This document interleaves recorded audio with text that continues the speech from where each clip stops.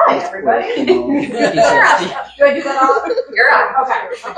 Welcome, everybody. I'm your host, Dandar.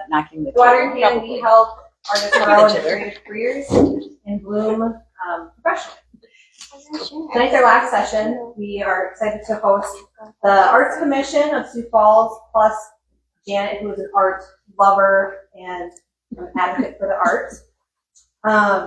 Tonight we're just going to recap the plan that they proposed to City Council and actually was approved. It's the Sioux Falls Arts and Cultural Plan, which will help shape the next 10 years here in Sioux Falls.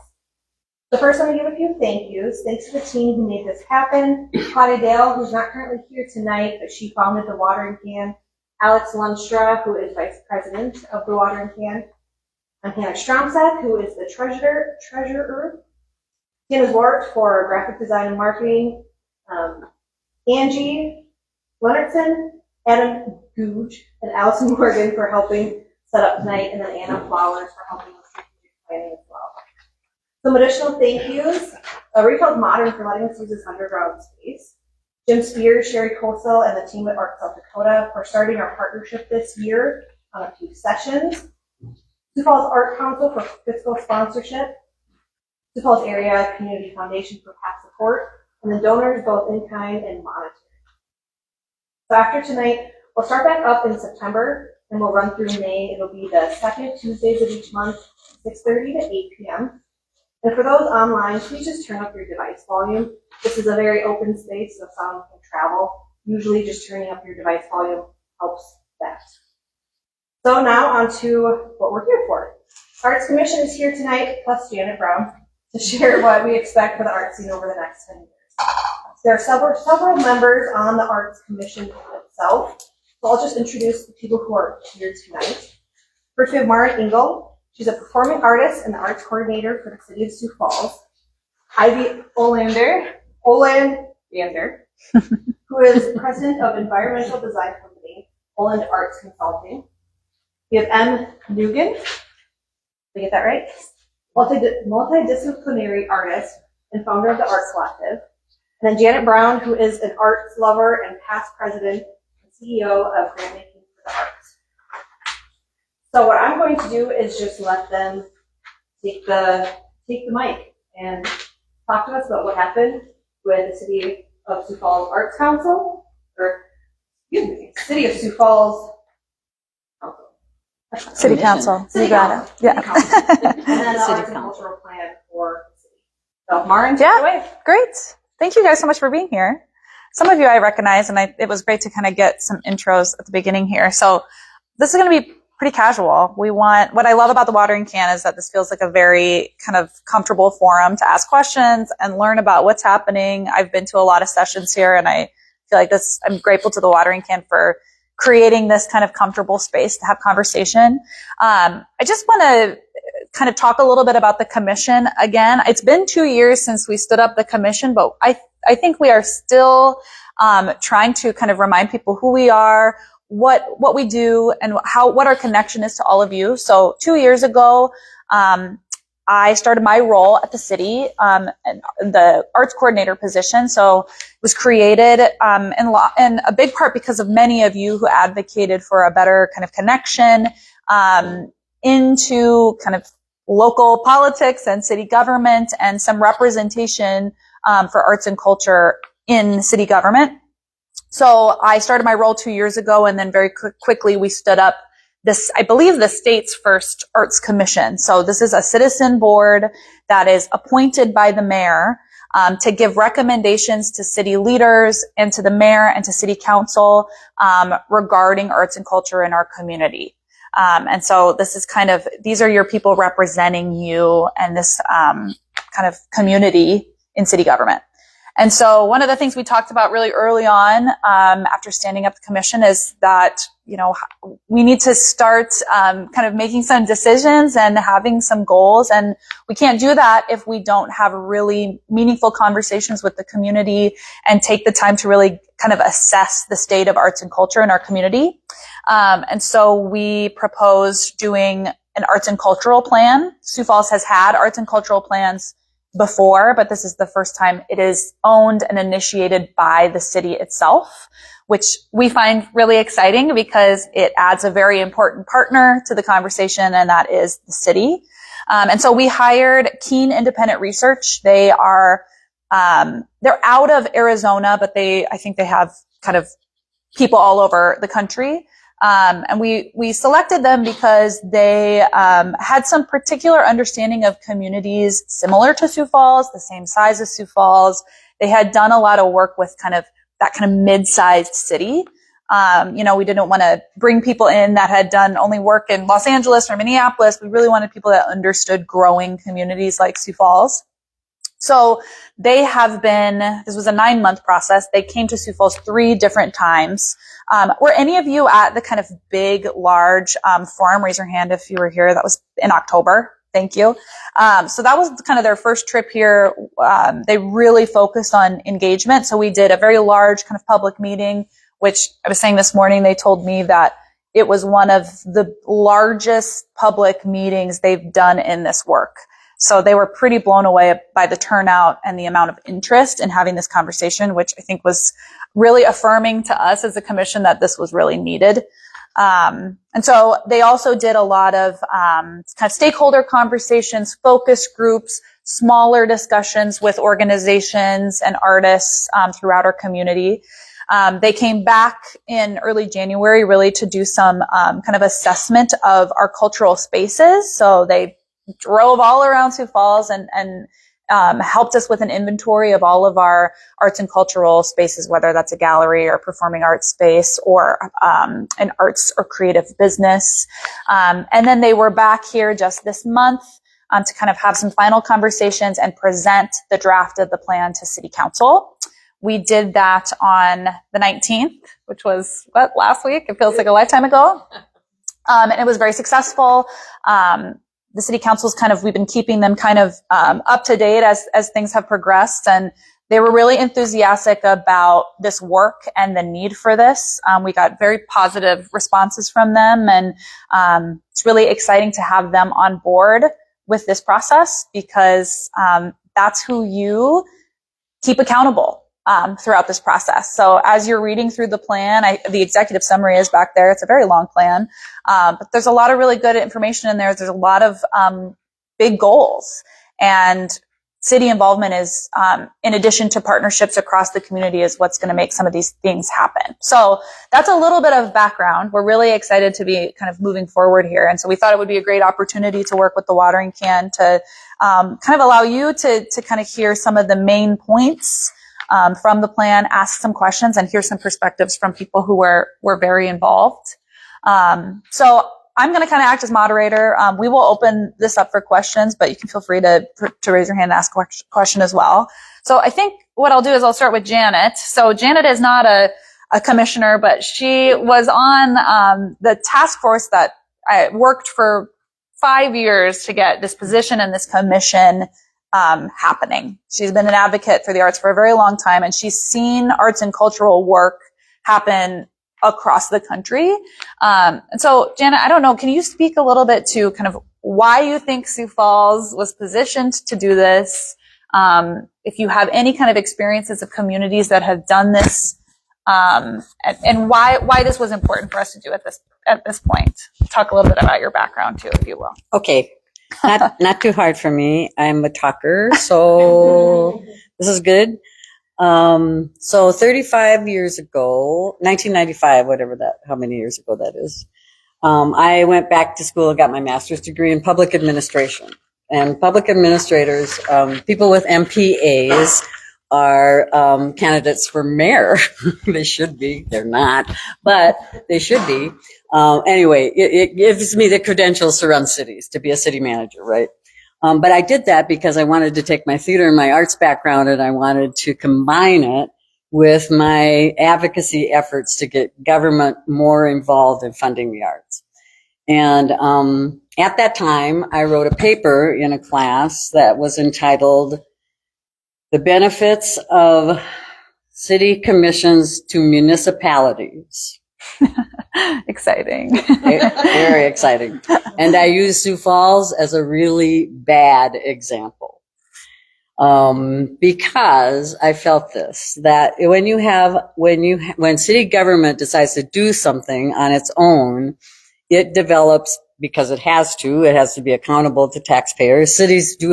Government entities do have values. One of them, transparency, fairness, blah, blah, blah. So, but what I was discovering and looking at Sioux Falls is that we didn't have any policies and that decisions were being made very arbitrarily, right? So the solution to that is that you create a commission or the transportation board or the whatever it is that has citizen representation, that answers to the city council, answers to the mayor.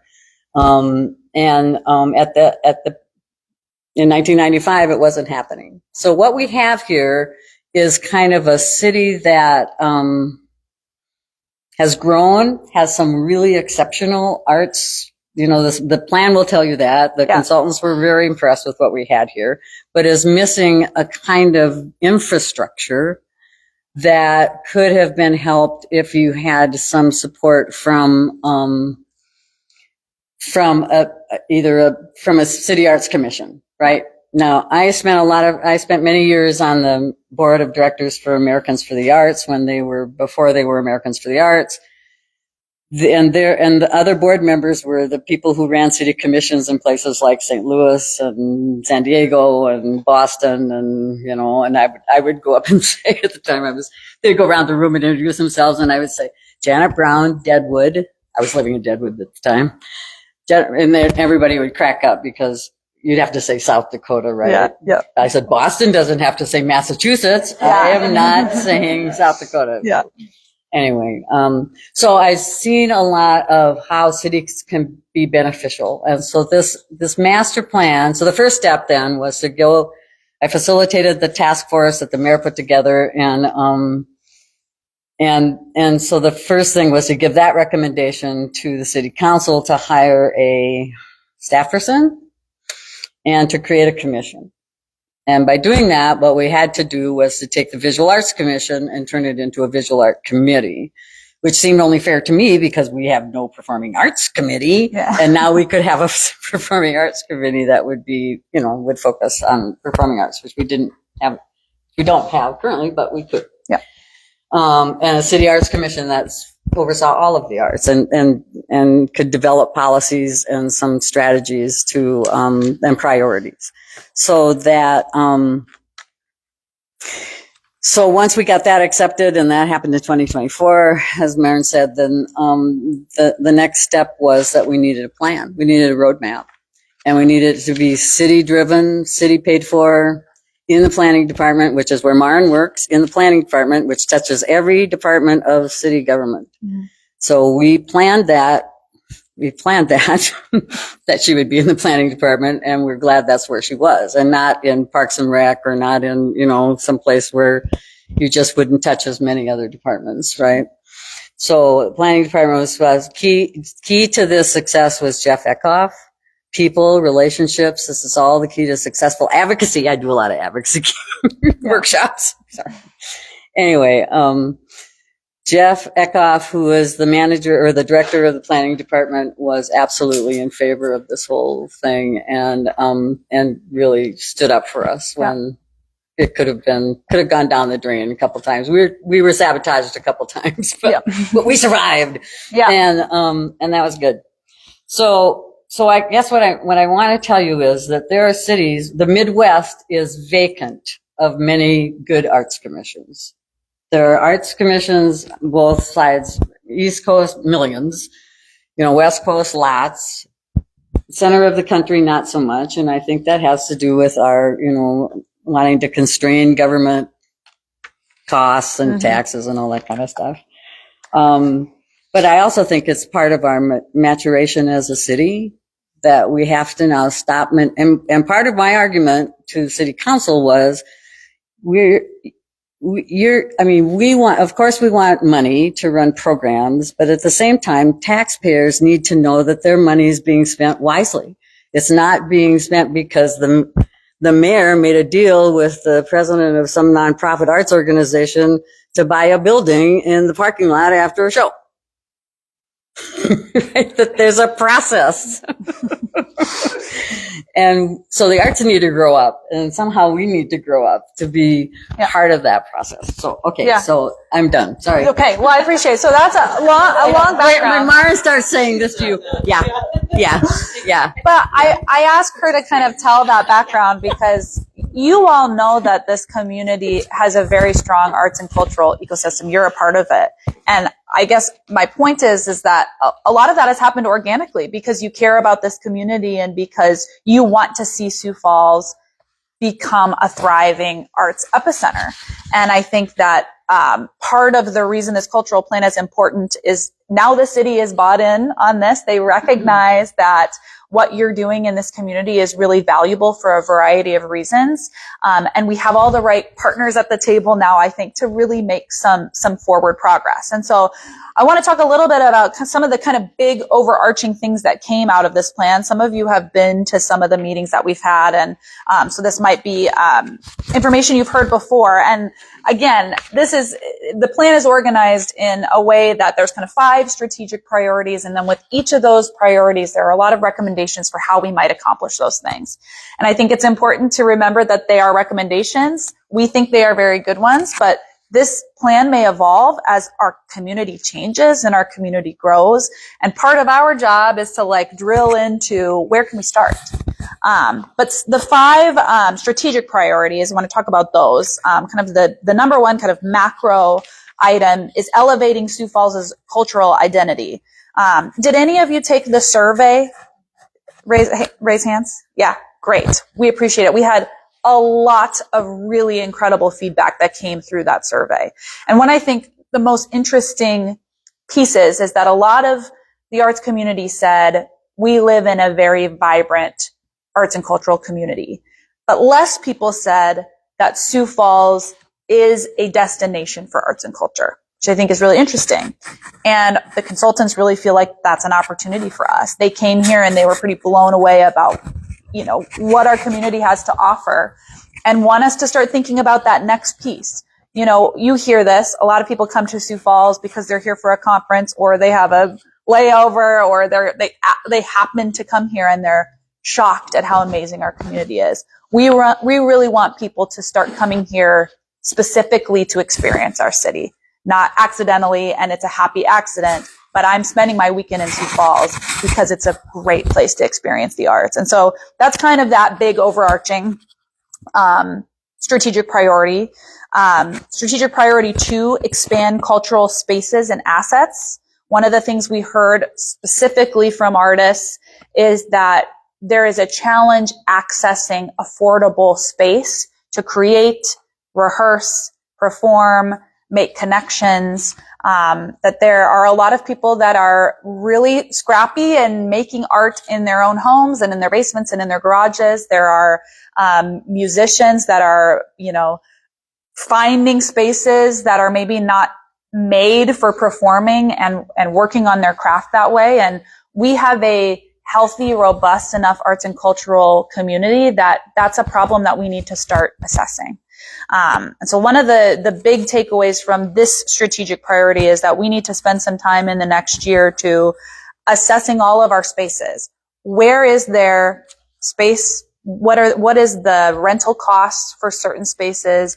Are there places we're not thinking about that could be used for this purpose? Is there an opportunity for a maker space? I think so, in the next however many years, to try to start meeting some of these accessibility issues that we're having. And also the efficiency of the spaces that we now have. Right. Are there opportunities? How often are they empty? How often? Yep. Yeah. So that's a big one for us. Number 3, Janet kind of alluded to this, steward public cultural investment for community benefit. That is saying if the city is spending dollars on arts and culture, is it really having the impact on our community that it should be? Are we really using taxpayer dollars in a way that is helping elevate arts and culture in our community and making it more accessible to everyone, not a chosen few? And so a lot of that is, yes, taking stock of what our spending is like at the city level. We think that we could have a little bit more of a budget. Right now, the city does a really great job of, funding some of our top cultural organizations and some of those facilities. And we would really like to see the city explore programming and opportunities to help. I think Ivy kind of coined this kind of missing middle, more smaller organizations, individual artists. And so that's something we'll be assessing. Increased access to arts and culture. Downtown is our core. It's always going to be our core for arts and culture. Our consultants really feel that something that will have a big impact is thinking about how we can provide more arts and cultural opportunities outside of the core of our community through neighborhood associations, through our park systems, through our rec centers, through our libraries, getting arts and culture to people who maybe don't want to drive their car downtown to see a show. We need to work to bring the arts to other people. And then 5, support creative workforce and economy. That's all of you.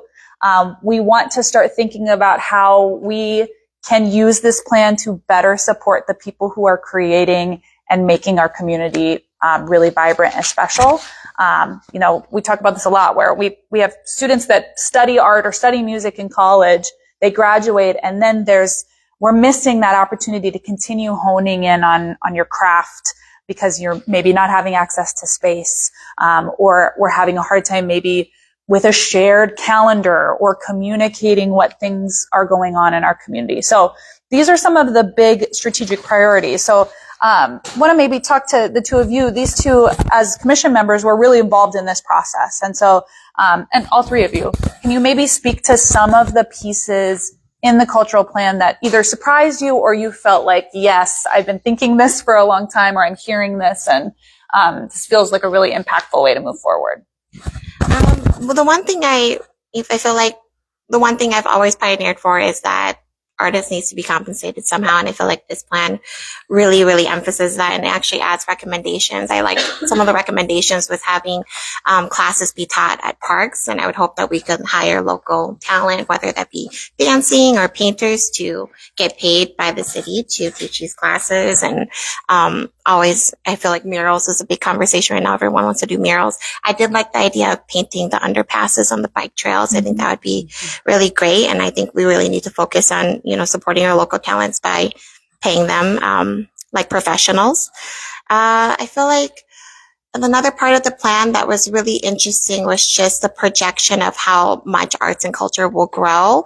And I think the conversation of making Sioux Falls into a destination and not just a surprise happenstance that you happen to come here, you enjoy what you see, really speaks to how much we've cultivated it ourselves. When Alex spoke to us, he kind of already said that this community is percolating at like the top tier. We have everything we possibly need. We have our resources. We have everything. We just needed kind of a master plan to kind of hone it in on and kind of refer back to. So some of the things. Yeah. You want me to continue on that, Mara? I would say, Janet, Yoda is probably not going to be surprised by my answer.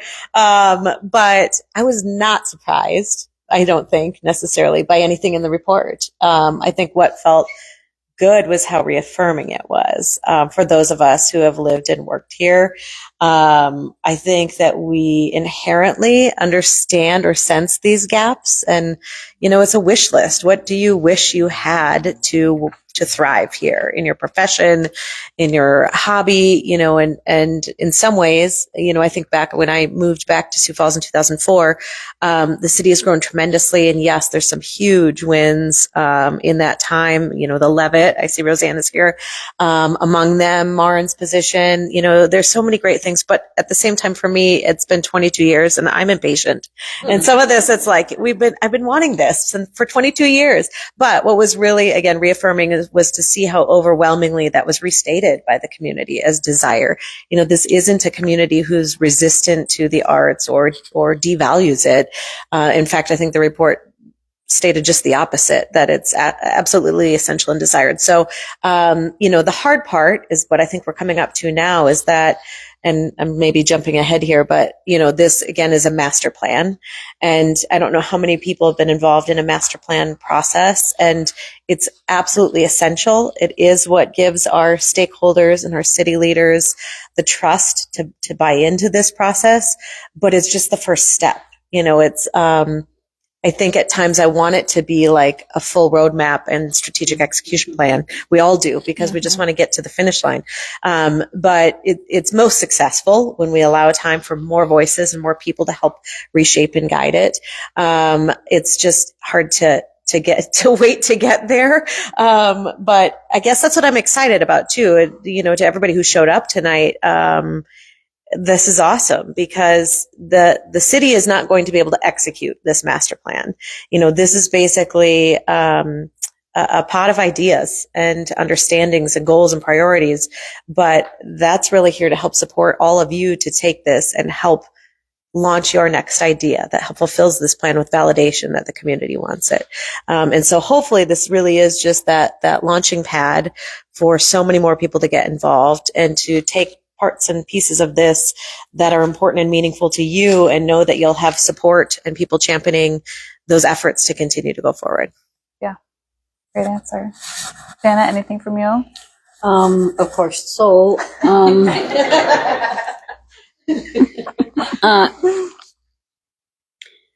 no, actually, no. Oh, great. Wow. I think I forgot what I was going to say. Oh, okay. Well, here's a question for you. Okay. Since you have some history in this work, we're getting a lot of questions of, okay, what does success look like? Like, if I have to hear someone say, what are you going to do to make sure this plan doesn't sit on a shelf? That quote has been repeated to me many times.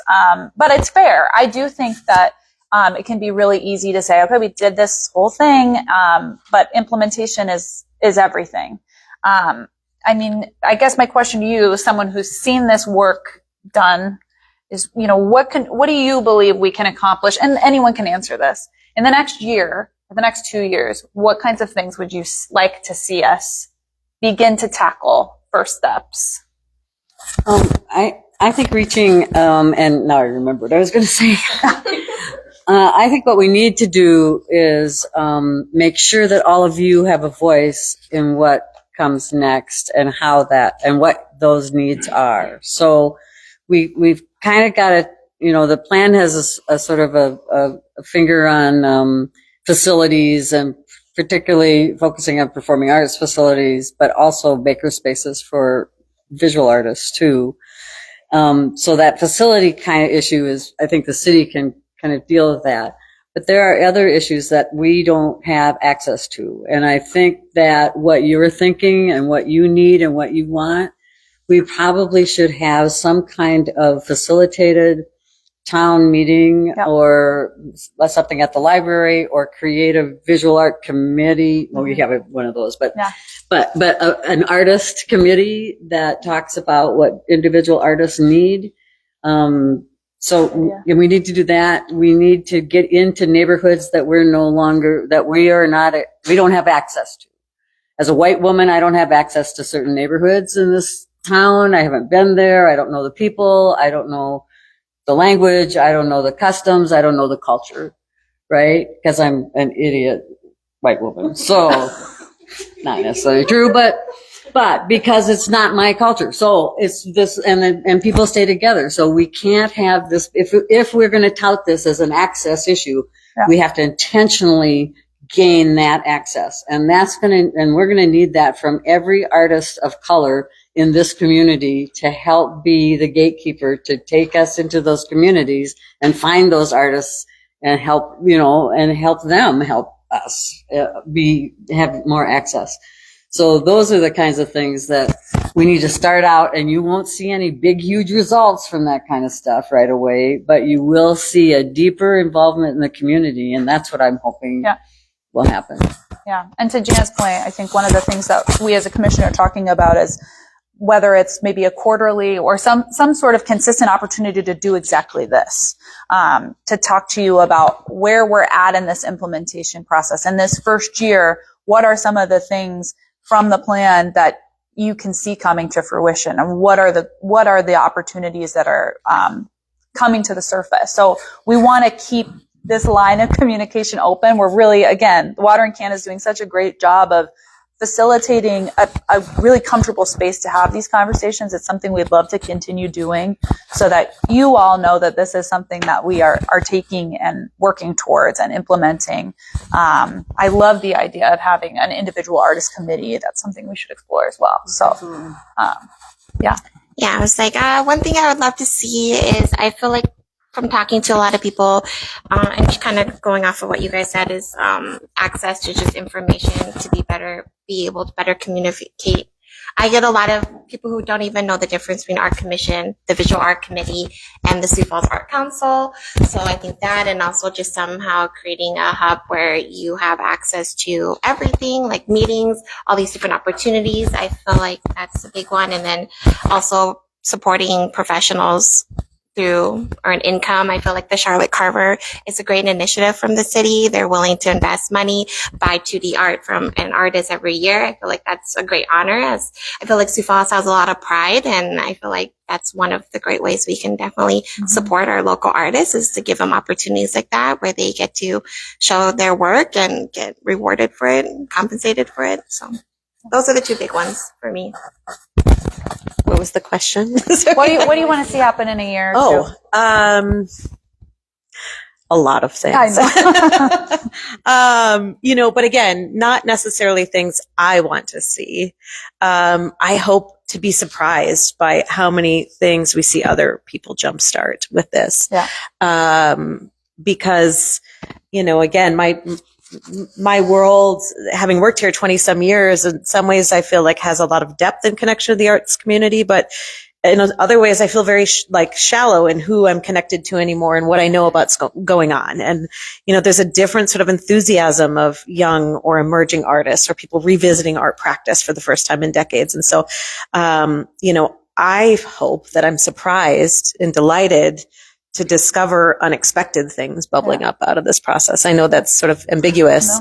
Beyond that, I will say I am really thankful for the city's support and buy-in. There's a lot of unknowns and transition coming with city leadership changes, but I hope more than anything that we have continued support so that Maren continues to be not only supported, but encouraged to pursue this work and to bring community leaders together, that the space and that we can have a space and facility audit started and underway. I guess that's a tangible. I'd love to see, again, a closer look at city funds and how their use can be expanded to support, as we mentioned, that kind of missing middle, that what happens between getting your art degree and retirement or whatever it might be. But we've got to find a way to help people bridge professionally in the middle there and support the smaller to mid-sized organizations that are working so hard to bubble up to the surface. So I guess those are maybe more specific priorities that I have. Right. I'd love to open this up for questions. Are there things that you all have thoughts on? I figured some of you would. We'd love to take some questions. I mean, a lot of you had a huge hand in what came through in the data. So I'm curious of your thoughts.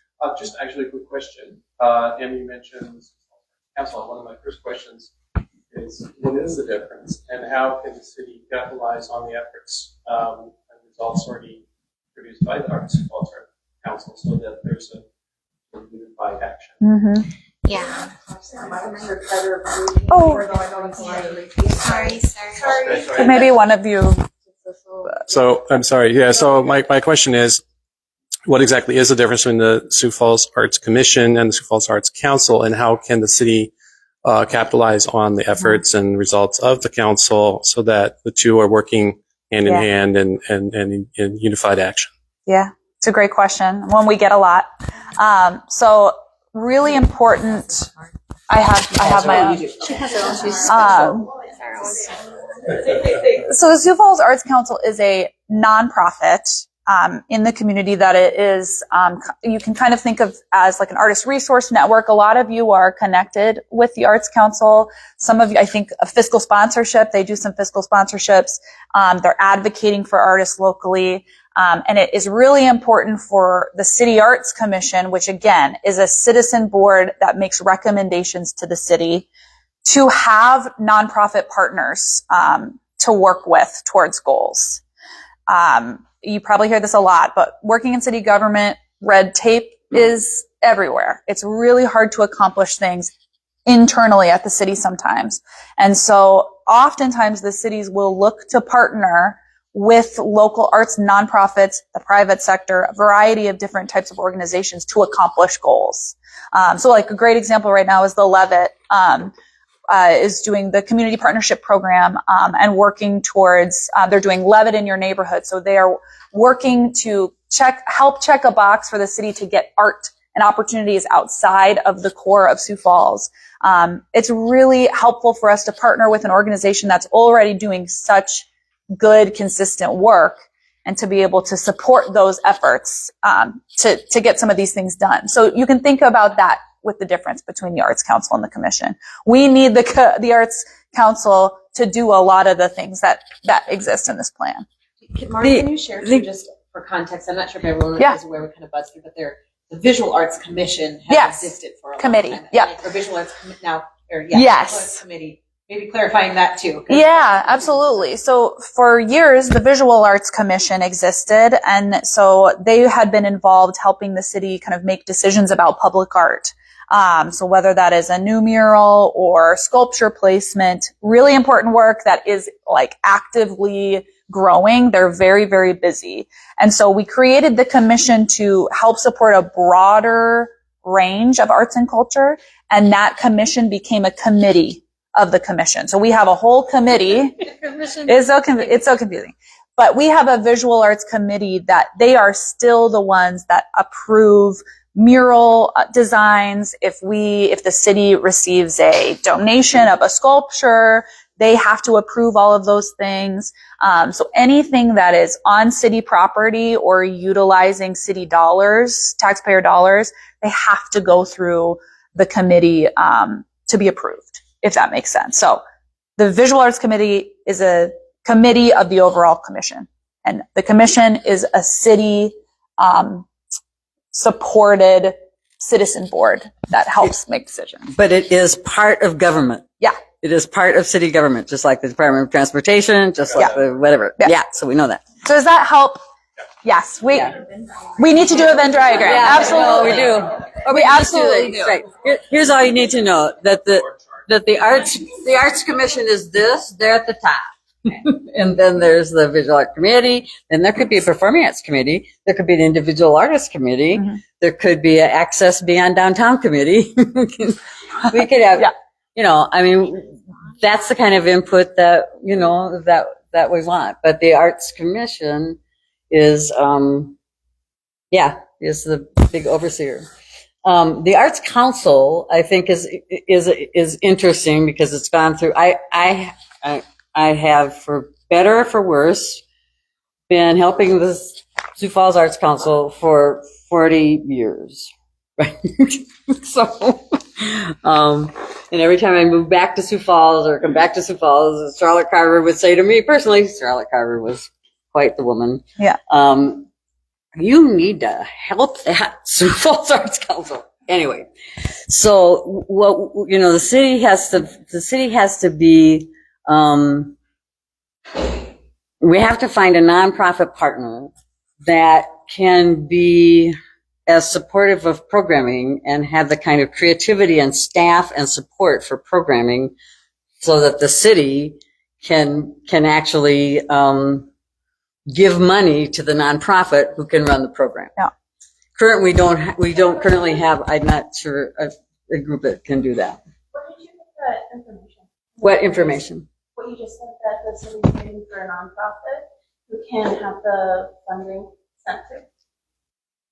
Because Maren just said it. She said It's just a really common way that some cities will create a granting program, for instance. So one thing that I think Sioux Falls really needs is kind of a more mid-sized granting program that individual artists and small arts nonprofits can apply for funding. It's really hard for the city to facilitate that kind of a granting program because there are so many rules and because of the red tape. Right. And so, yes, having a nonprofit partner to say, you know, in a perfect world, the city can provide funds to that organization, and then that organization can administer the funds. So This is why the nonprofit organizations came to be, so that they could do things that government could not do during the Depression under Franklin Roosevelt.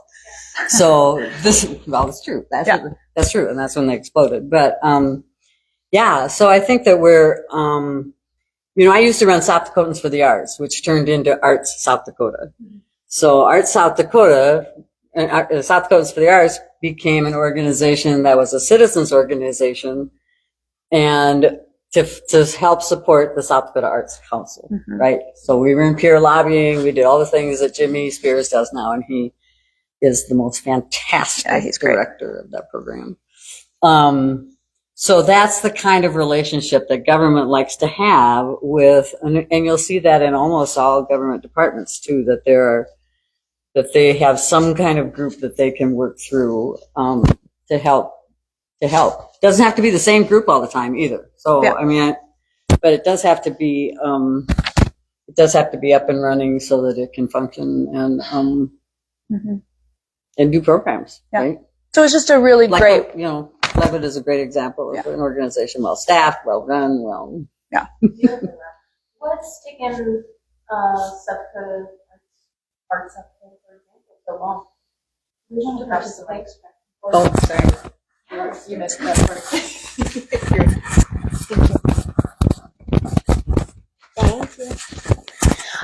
My question. What's, for example, taken Art South Dakota so long to participate with the city then, since they're a prime Art South example? Dakota does not participate with the city. I was just using them as an example of how a citizens group can help a governmental agency. They work with the South Dakota Arts Council, state government. They work with state government. Okay. As their statewide organization. Sioux Falls Arts Commission is just the Sioux Falls. So, yeah. Does that make sense? So if you're talking about what took so long for the commission to get stood up, I mean, truly it was years and years and years of advocacy from people like you, from our arts ecosystem, really like going to the mayor to say, this is something that we want you to be at the table. And so you're right. It has taken a long time. But it's a start. And I think that we have a lot of momentum right now. A strategic plan will help kind of guide the commission in a way that is truly based on what we're hearing from all of you and from that community. So yes, we're grateful that it's happened, but it's a long time coming for sure. Yeah. Where's the action plan to connect with arts organizations, nonprofits, for example, that are existing or have been existing for several years and have not been able to get that funding? So the connection. Sorry. Need another mic. We need another That's right. So, I was alluding to this. I don't know if you were here at the very beginning or when I had a chance to speak previously, but I understand the desire to see things set in motion, and again, as somebody who's been here for 20 plus years, watching and waiting, and also recognizing, you can't wait for these things, for somebody to do these things for you. The onus is on every one of us here, whether it's through your private practice, whether it's through, if you serve on a board or on an arts commission, or through this group and the very work that the Watering Can is doing to say, what piece of this plan can I pick up and do?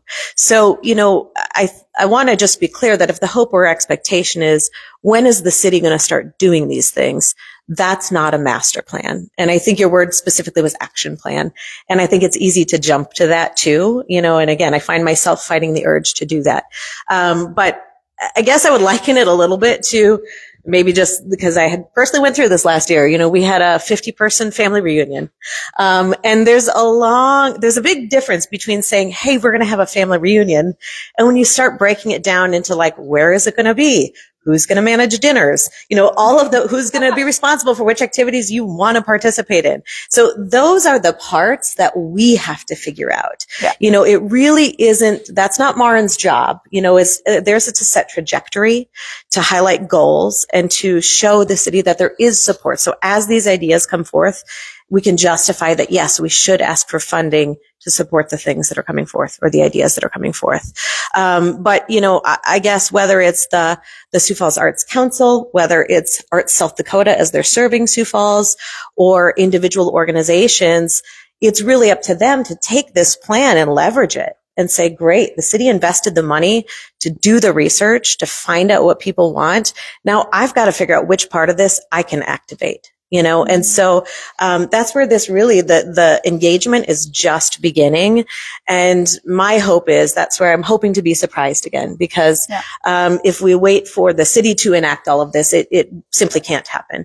Again, hopefully the outcome of even today's meeting is brainstorming and thinking about, is space my passion? Finding physical space. Is activating the creative workforce something I really care about? And then hopefully connecting with Maren or the Arts Council, saying which part can we really support best through our donor base or our membership base, and bring that to life.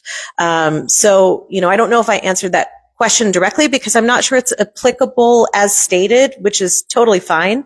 But I hope that clarity helps a little bit in understanding this. Not much. What's the call to action to connect organizations that already exist? Have you read the plan? Yeah. Yes, all 200 pages. It was 196, but there was a specific part called the implementation plan. Yeah. And again, I feel a little bit like maybe you're mining for a question that is not what this plan is intended to address. There are some great organizations in this community, and the goal was to bring together, understand and uplift a communal voice. Maren is one person at a city. And so when it comes to specifically saying, how do we connect these nonprofits? That's a great question. That is a great question. And that's what I hope someone here will step forward and do, and say, what is my idea? Maybe it's the watering can who says we need to be the ones to convene and bring together our performing arts nonprofits once a month. So again, if you're waiting to say, why haven't you done this yet? That's just not how this will successfully function. And I want to clarify too, I don't mean to aim it as a why haven't you. I mean more so trying to aim at what is going on in a vast, overarching kind of view of our community, of like why is so many people being held back? Because I, for the last 4 years, have run a nonprofit, and I'm sure not many people have heard about it, because city officials stopped them on funding and not it purposefully, just because they didn't want to, different special interest fundings and whatever. But it literally was a nonprofit to do this same thing that the research program aimed to do, was connect all of these groups and give more of a space for people who are either homeless, either low income, either whatever. They've got the job and they've got all this stuff going on. They just need help. So I don't know what the hope is, and I'm really hoping that we can actually get something more structural than just a vagueness. Well, love more it's like action from tonight. It's like looking at the big map and then looking at what real roads we're going to take, right? Yeah. We haven't got, this plan just got approved 7 days ago. So what we have to do now is prioritize, what the commission needs to do now is prioritize what little roads they're going to take to get to where they want to go, right? So it's not going to happen, and this is a 10-year plan, right? So I guess what we're asking for, or what Ivy's talking about, is that even though she's the least patient person I've ever met in my life, that we have to be patient here. It took us this long. I've been talking about this Arts Commission for 40 years. So, so I know what it means to be patient, and you have to wait till the community is ready. Communities are obviously sometimes not ready to do things, and then other times they They really are. And I think this is our time. So we just have to be patient. And I also think that Maren is available, commissioners are available. Absolutely. If you want to talk to folks, you want to say, here's what I wanted to do. Maybe that's the plan Abby's thinking about. Maybe because we need some, we do need some kind of small nonprofit arts groups connectivity. Yeah. There's no question about that. Yeah. Nobody just asked me that in Hy-Vee. Yeah. Does that mean all these little groups are going to be able to get together and who's going to connect them? And I'm like, the city's going to connect them. I guess that's the city's job. Yeah. So. And I'm glad you're bringing this up because this is, what you're describing is part of the reason that we're here today and that we felt the need to do this. And certainly I'm not saying that my position is going to solve all these problems, but one of the pieces that was missing was somebody in city government that knows all of you and also knows all the people in city government, right? And so I think it's hard to get things done in government if there's no window into it. And so my hope and, what I really truly mean is that when she says, come have coffee with me, I want that. I'm still learning where all of our organizations, where they exist, what they're doing, what is happening in our community. We need to find a better way to get kind of assessment of what every amazing thing that's happening in this community. And so, yeah, I really take transparency very seriously. I really want to be somebody that all of you can kind of look to if you have questions or if you're wondering, You can have something. Oh yeah, go ahead. I'm gonna chime in really quick. I was like, I didn't want to interrupt anyone, and I know Allison, you have a question, so I'll send over the mic afterwards. But I feel like going into this and hearing about the cultural plan, I feel like I probably have the same misconception as you guys, which is this is gonna come in and somehow like rescue us, because I feel like as an active working artist, I feel like we definitely need help, and I feel like when I look out in this room, I see a bunch of fellow artists that also feel like we need support, we need help. So sometimes hearing like it's going to be up to you to keep on taking it and pillar on. It sounds somewhat exhausting, but I totally get that. I feel like when I thought about this plan, I was like, is this going to be? But now that I've learned more about this plan and more of it just being a master plan, something that we can go back and touch base on, like also the idea that the city is willing to invest in arts, which is really exciting. So there's so many positives, and I feel like what everyone's saying collectively, it also all makes sense. So now I've kind of like readjusted my mind thinking like this is just a wish list, a reference, something that we can kind of guide us along. But at the end of the day, the work is going to be amongst the entire community lift up. And I totally feel you guys when I hear that. I also feel like I'm tired and like I'm juggling a lot of things. So I understand the frustration and also the looking for answers, because I felt like, was this going to be the answer that we have, But now that I've learned more on the background of what this plan is, it's more of just like, here's a real tangible thing that the city is willing to invest in. They see the merits in arts. They see how it can benefit the city. And we can just keep on referring back to this and hoping that we'll get, like I said, my excitement for this year is that we get more resources, we get more tools, we get more education. The more we can educate, the more we can kind of connect. Maybe the work won't feel as daunting. Yeah. So I share that. Yeah.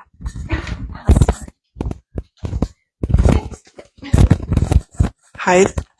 So what I just wanted to ask, just to kind of help. So initially, the meeting was like said summary, right? So my naive said like, okay, so what things are you going to do? So just to help kind of summarize or explain.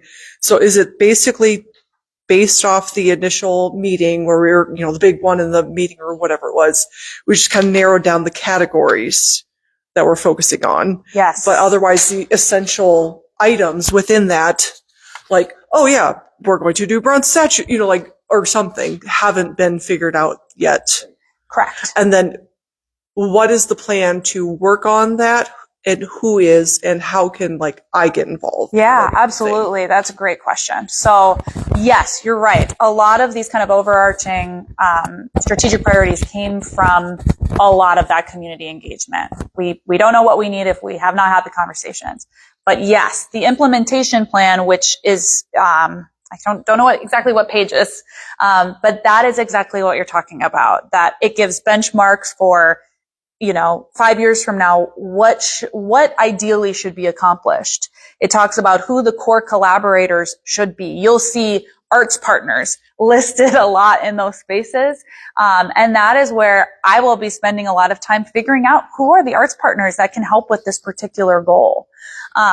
So there is a lot that is drilled down into who is the core collaborator, who can we partner with in the community, what branches of city government or what departments of city government need to be involved in making things happen.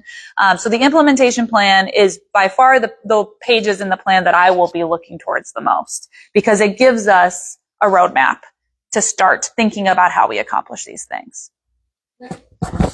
Yeah. Maren, I think also, and thank you, Allison, for like that. I think that's what everybody's got to figure out, and we don't know yet. Like, how does everybody get involved? Yeah. Fair. Yes. Yeah. Again, I think we have to recognize, and not that you were stating this, but implementation is not going to be all done by the city. So we look at this plan, and like you're thinking about your small business, let's say, right? My hope is that even outside of city government, that this might be an opportunity for you to say, boy, we recognize that the city has said we need to do a better job of supporting the arts ecosystem and professional work, right? Maybe that helps you when you go to the SBA to request a loan to expand your business, and that they're more likely to lend to you. Maybe it helps the Arts Council when they're fundraising with, seeking philanthropy, and they're saying, look, 98% of residents say they want this. This is important. Mm-hmm. I think that's why it's up. That's what I mean. Not to absolve the city of responsibility in carrying this out. And maybe it comes just from my perspective as an entrepreneur or small business owner too. It's like, the things I wanted did not exist. My career didn't exist. I had to create it, and so, this doesn't mean that the city is going to give me money or make my wish list happen, but hopefully it will make my path to pursuing my goals more realistic. So, for you, I would say definitely, one example is, just today at DTSF, I said, the highest number of arts related businesses and artist studios exist downtown. We know a goal of the plan is to extend the network through neighborhoods throughout the city, but how can DTSF support this? Mm-hmm. Maybe our role is to help provide a map that shows the locations of art galleries and art studios downtown. Maybe DTSF can say, gosh, this tells us that there's interest and desire if we help organize a studio crawl, Mm-hmm. Or again, I think it's going to look different for every organization and every person. But I just want to be really clear. Again, this is not waiting for Maren to make these things happen. We've got to kind of figure that out. But I think you're really well connected. You've got a great artist network. I don't know what that means to you yet. I'd be happy to follow up with you. I think any of us would, to say, how do I think you could best support this or flesh this out? Yeah. They tell me what's missing. Yeah. Yeah. Yep. Yeah. Absolutely.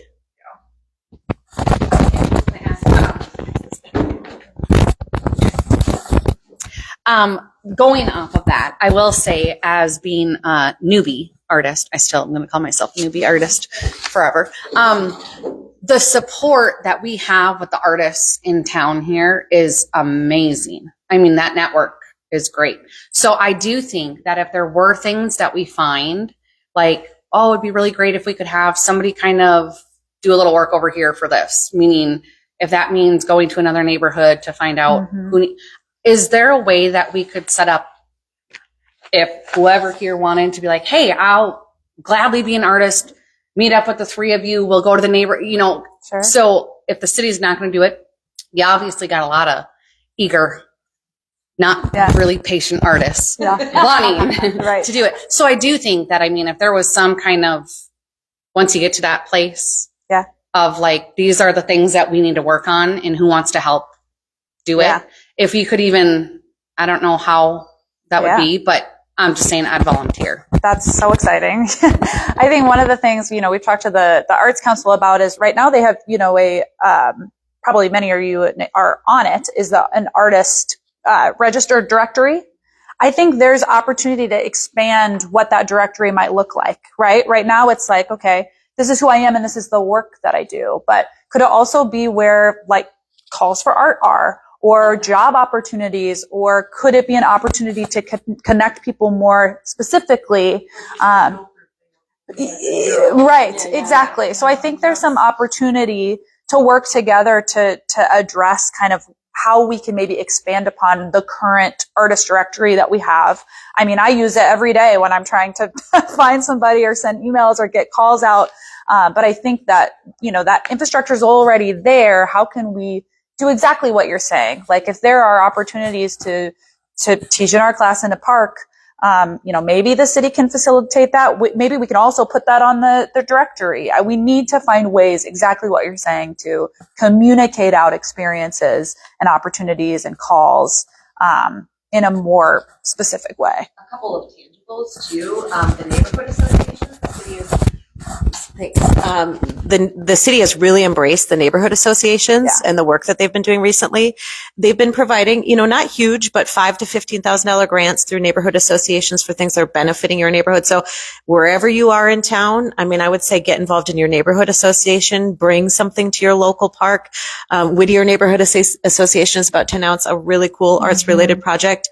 And citizen boards. I know it might sound weird, whatever the board might be, but whether it's the historic preservation, parks board, you name it, like my dream would be as if there is an artist on every citizen board, because I think you guys all see things differently and bring a unique perspective. And so, I would say neighborhood associations and citizen boards are two ways that you could seek out pretty quickly and directly to engage.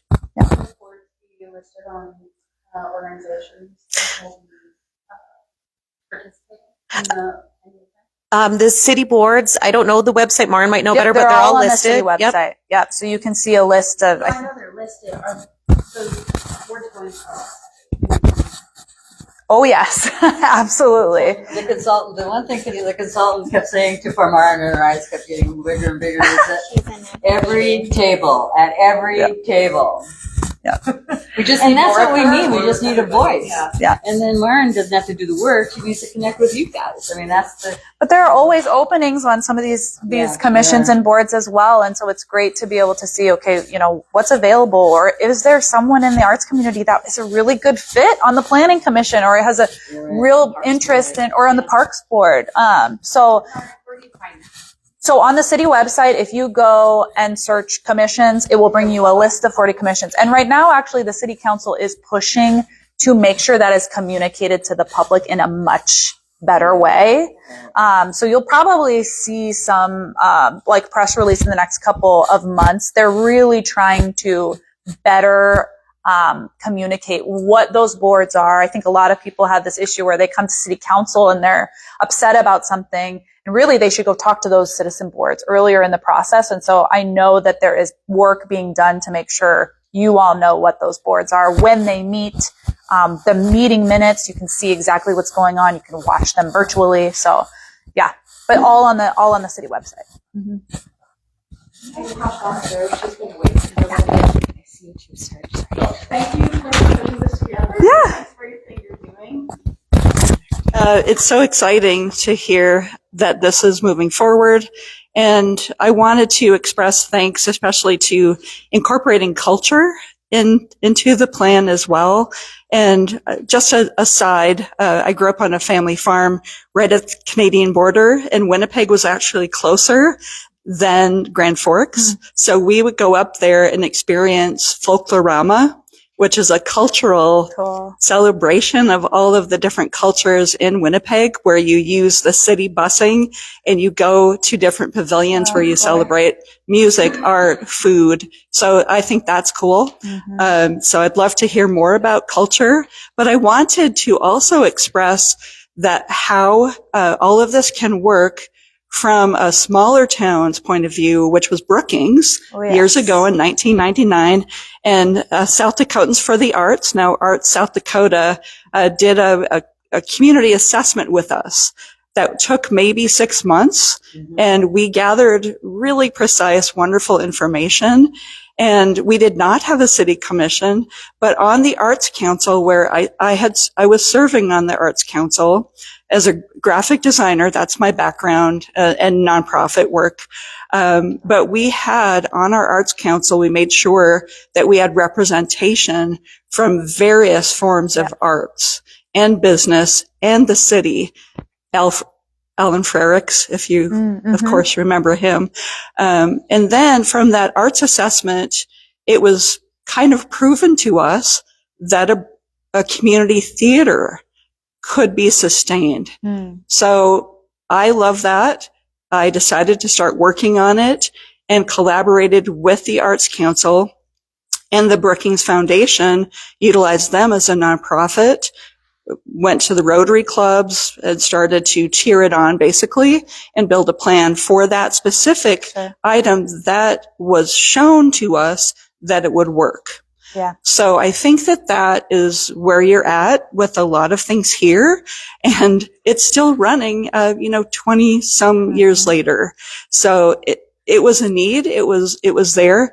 But I would specifically ask, what cultural ideas do you have? And I had also served on historic preservation, 6 years in Brookings and 6 years here.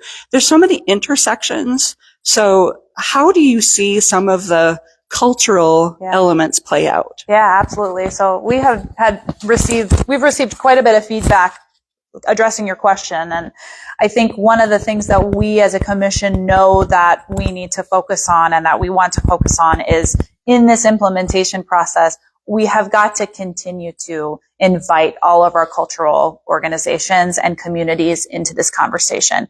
Ivy has said, we probably could do a whole other strategic plan just in that space. We recognize that this plan is really leaning towards the arts. And we also want to recognize that the cultural piece is very important and that we feel strongly that we need partners in those communities to help us really get the word out and to really bring people to the table in the implementation phase. So when I say that we intend to continue having these open forums and finding ways to connect with those cultural organizations and communities, we're very serious about this. And I completely agree with you that representation on citizen boards and on boards of your nonprofits is huge. And I think that that's something we really hope to see on our own commission and across the arts ecosystem on your boards and in your groups as well. And I don't know if others have kind of thoughts there. I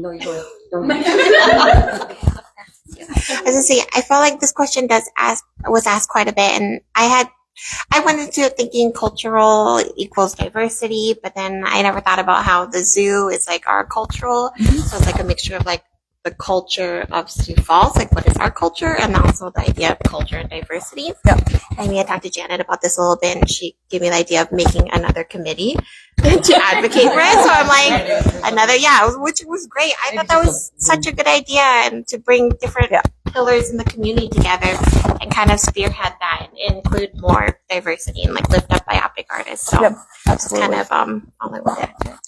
I think you've had so many questions about this that the commission needs to define. I think we talked about that with the consultant too, but to define what they mean by culture. Yeah. If this is an art and cultural plan, what does that mean? What does it mean? What is a culture? We all kind of know what the art. Although, some people only think the arts are going to the symphony. Yeah. I spent so much time in Pierre talking to legislators who would literally take a step back and say, I don't know anything about the arts. And then I'd have to say, did you listen to the radio on your way here? Did you pick out that tie? Did you have a graphic design for your business card? You know a lot about the arts. Don't give me that excuse. So, but we have this definition. And so it doesn't have to be the right definition for the world. It needs to be the definition for here. Yeah. And that would be great. Don't you think? I Okay, do that on Tuesday. Okay. Great. Done. Great. Did you have one from earlier, Kim? I'm going to do Kim already. I don't know if that's the right order.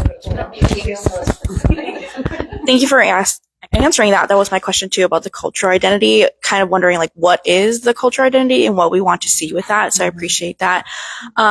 Kind of to expand on the implementation plan, I thought I read for 2026 was like more public artworks, which is kind of conflicting in Sioux Falls, I think, currently. So just kind of wanted to ask, like, there was one that said something about like neighborhoods to have more where you can see different sections of certain neighborhoods. Like, how do we plan to identify these neighborhoods or like bring out arts from those neighborhoods?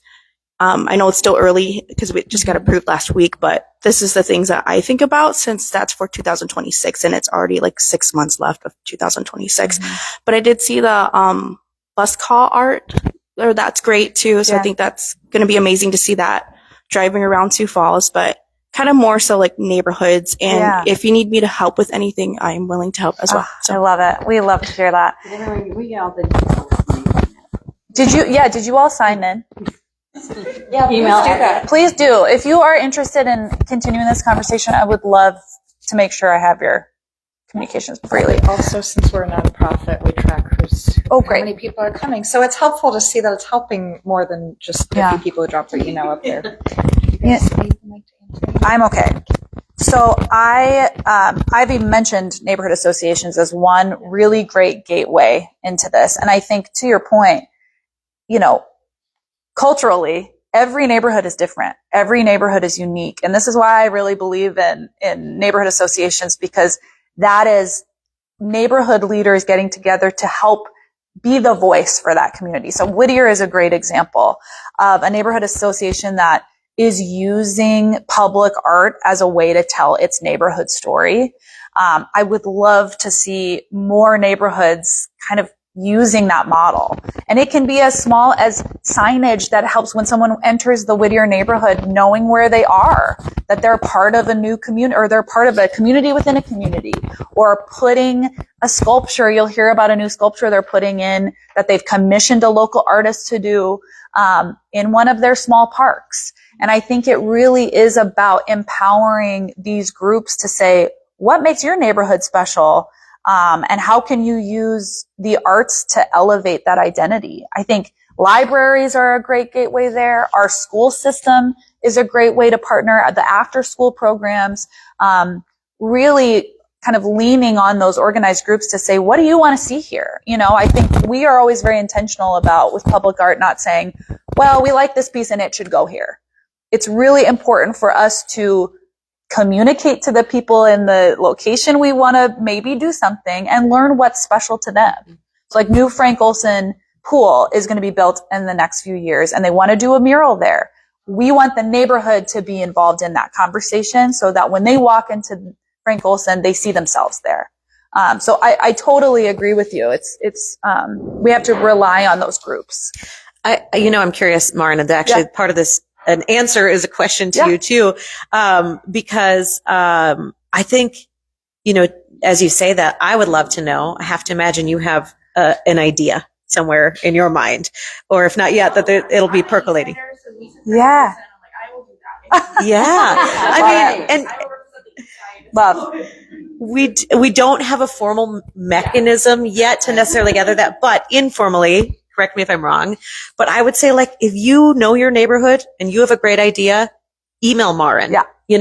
Again, that doesn't mean she's going to be able to act on it right away, but she'll be the repository for these ideas. She'll be the person who can help push it to say, oh, great. Actually, I happen to know facilities or parks. I was working on their capital plan for next year. Let me put you in touch with this person. So, we haven't, prior to Maren, there was no place for that to go in the city.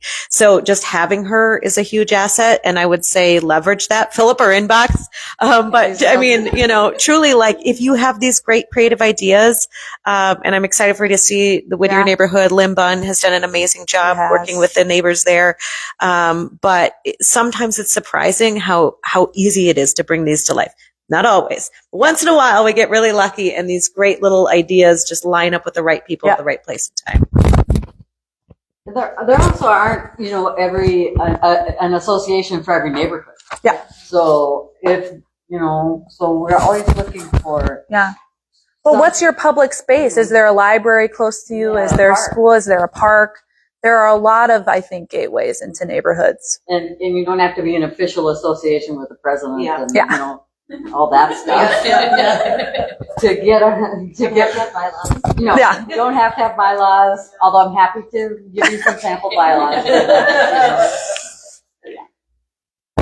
So the issue of culture was brought up, and I think your name is Janet, right? It is. You brought something up earlier about you're a white woman, and you can just I can just walk into certain neighborhoods, and sometimes an answer is right in front of us Mm-hmm. and that we don't see.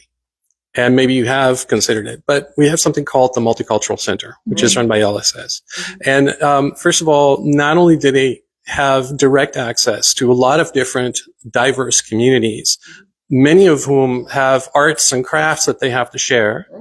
So I think that if you're looking for, organizations to partner with, that is one very important one. Absolutely. And I do want to kind of, it's not a criticism, but just an observation that if the city is really committed to pursuing culture across a wide, spectrum of people and populations, like perhaps it can, reconsider its earlier decision to stop funding that, organization in terms of having a festival of cultures, which we're not having this year because of that. Yeah.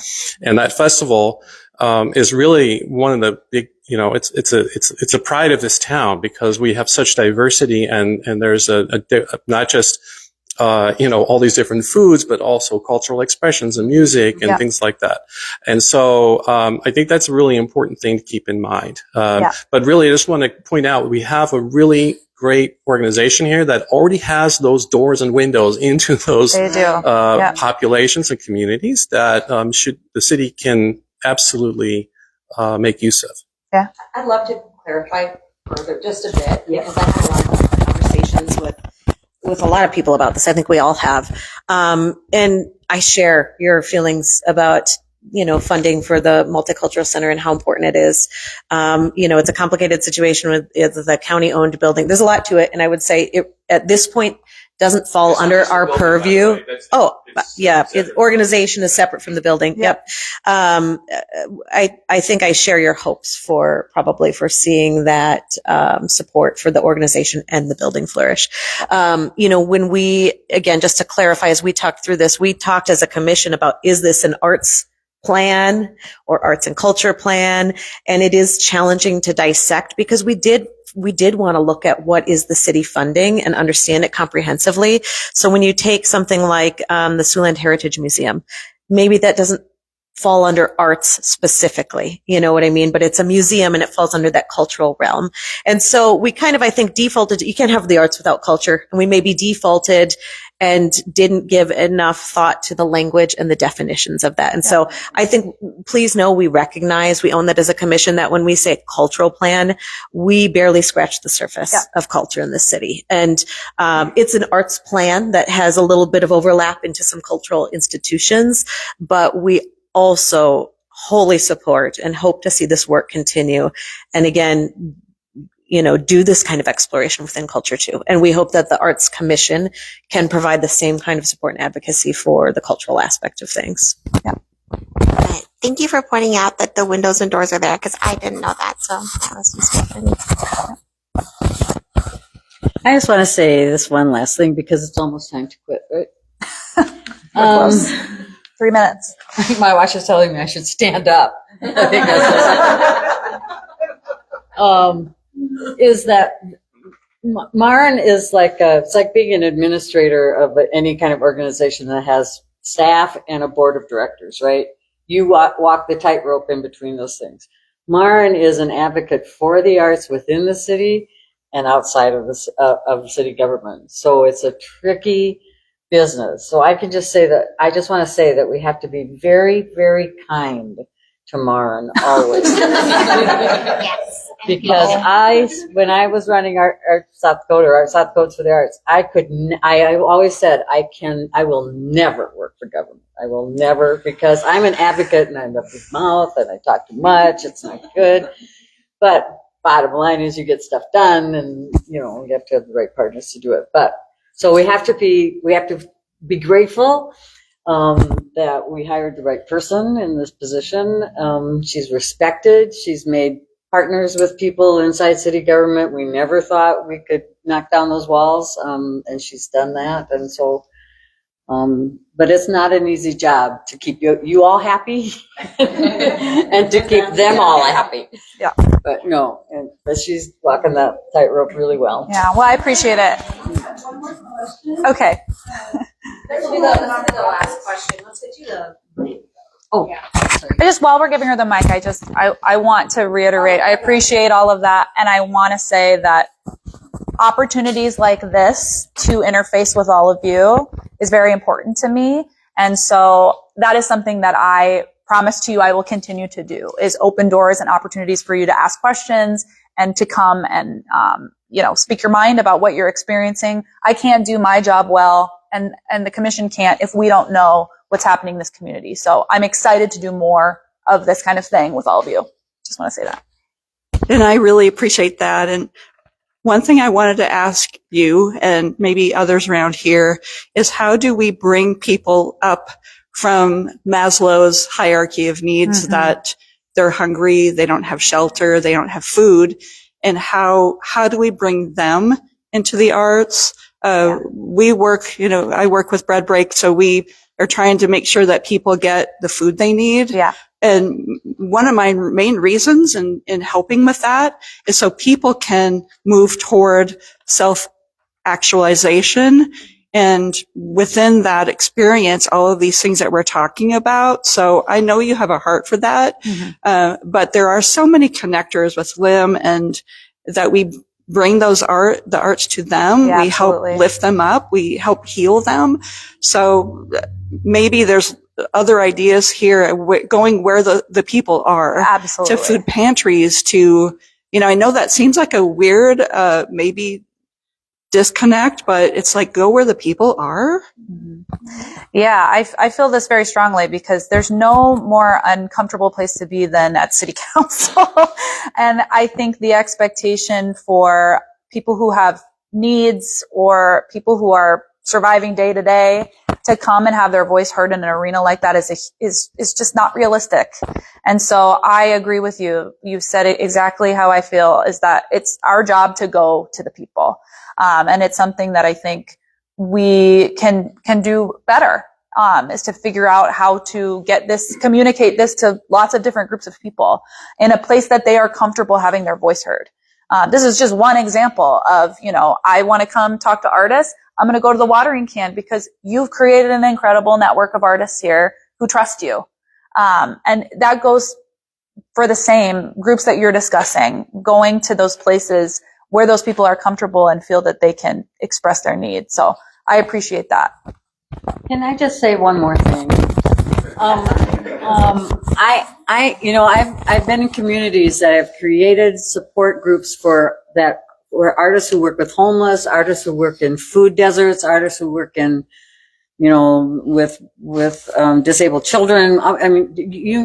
There are artists who, and you are among them, I'm sure. There are artists who are wonderful teaching, caring artists who can be in those positions, but you have to have funding, and we have to know who you are. So this idea of creating, there's a great story that happened when Michael Hall was shot, black kid was shot in Ferguson, Missouri, right across from St. Louis. And St. Louis had created the years before that a group of artists every year that worked with communities. There were just artists who went into the community. And when that riot happened and those tanks drove down the street, the artists were the first group that came and helped children and did stuff on the sidewalks, and to take some of that. And, we could have a community like that here. We just need organization. And that organization, because it's a great idea, money follows great ideas, will get money. Yeah. One of the things that we have to do, not only do we need your emails, we need you to tell us what's your passion. Maybe it's arts and health. Maybe it's going into hospice. Because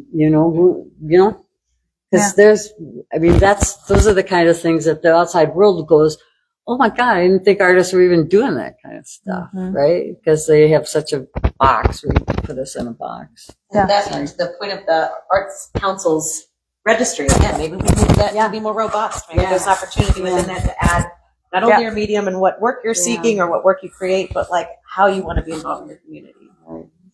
The great thing about Maren that I've noticed with working with her is that she will grab every opportunity for us and she will compensate us for it. She's very forefront in her mind, like she wants to support the community. So, thanks, Sam. Maren, Janet, Em, and Ivy. Let's give them a round of applause. Thank you. Thank you, guys. Thank you so much for being here. We are out of time. So please stay in touch with the watering can. Our next session will be September 8th. So we got a few months off. And tell your friends about this free opportunity to listen to speakers. Thanks. Thanks, everyone. Thanks, Anna. So we're going to take a group picture for those who want to, and then we'll just need some help putting chairs away. But thank you all for coming tonight. Thanks, ladies.